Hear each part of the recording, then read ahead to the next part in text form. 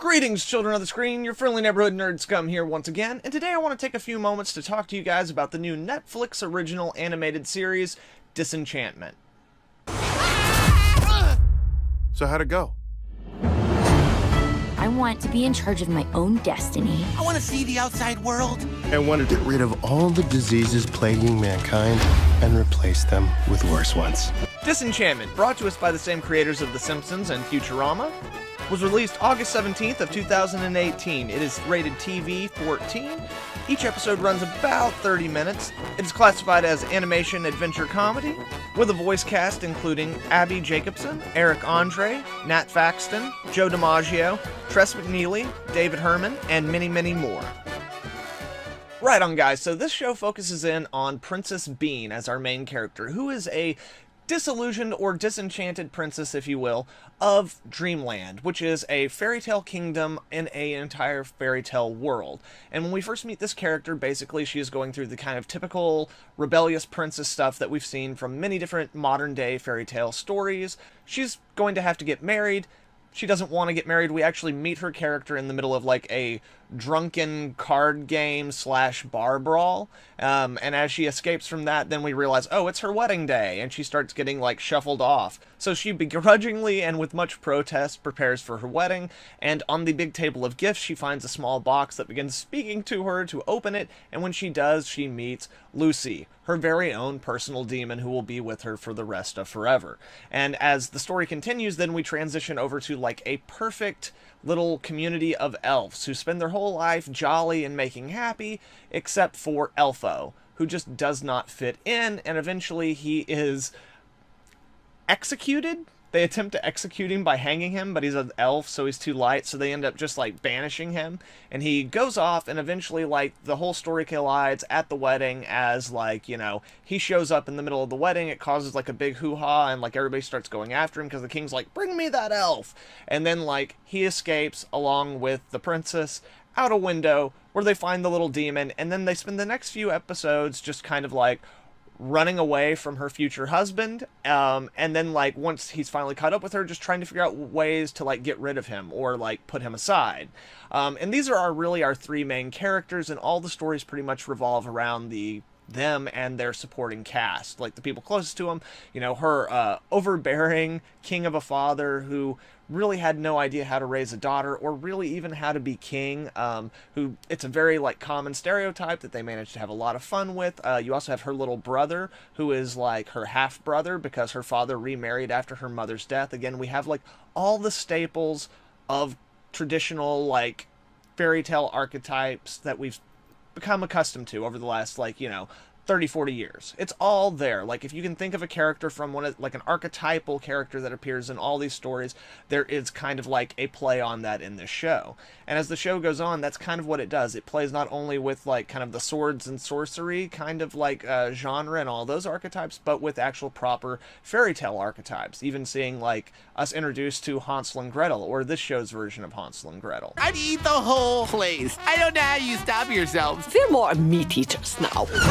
This show definitely has a lot of really cool things going on with it. Like all the kind of the deep dives for like the different character archetypes and the ways they're playing with them are a lot of fun. They have a great voice cast. They have an art style that really works. It took me a little while to warm up to it, but I really enjoy what they do with like the different mythological characters that they introduce and kind of just like the way that they like distinguish some of the different tribes or like kingdoms from each other is kind of fun. They bring a lot of different cultures into it. Also within the writing of the show, it's like I said, it's very good with what it does playing with archetypes, but we also get like a few little like jokes against modern day PC culture, which is even funnier when put into this context of this like time period, because it's so far removed from our modern sensibilities. It really works well, and they don't overplay that hand. They just do it here and there. A good example being like there's a griffin who's gonna have sex with a human in the show, and right before the human's like, hey, it's not a cultural appropriation if I wear a beak, is it? And he puts on like a plastic beak.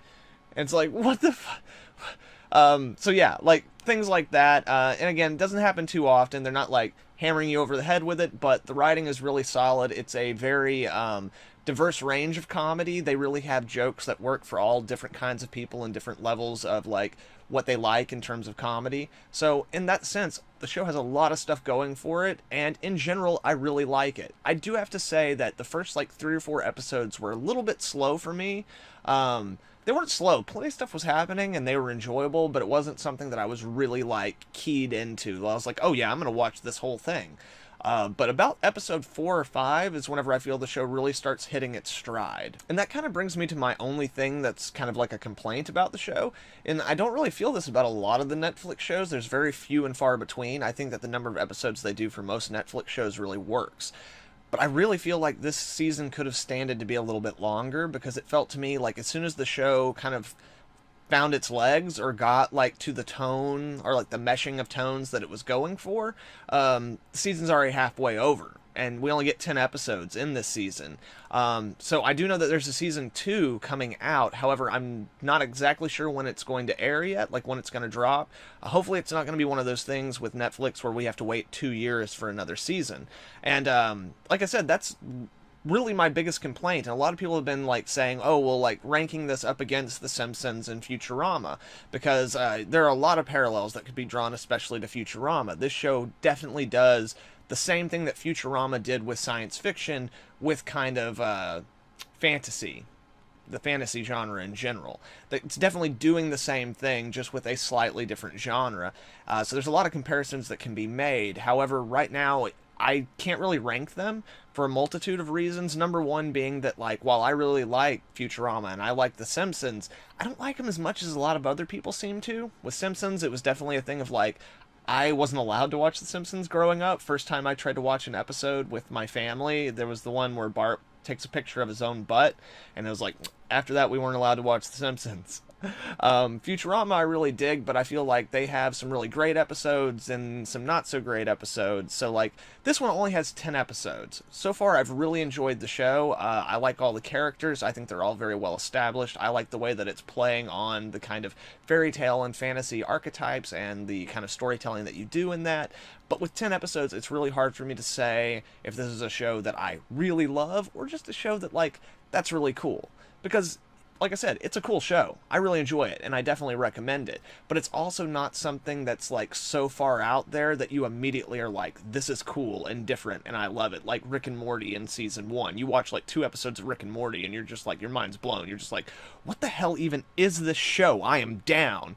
And with this, it's a solid show, but it's not mind-blowing. You know what I'm saying? So anyway, guys, those are my thoughts on it. What'd you guys think? Let me know down in the comments below. And if you like this video, please leave a like and share it with some friends. Also, if you're not subscribed, please subscribe and hit that little bell so you can get updates on all the dope content I'll have coming out in the future. Furthermore, guys, if you'd like to follow me on Instagram or Twitter, I will have the links for that in the description below. Thank you very much once again, children of the screen. Hope you all have a good one. Nerd Scum, out.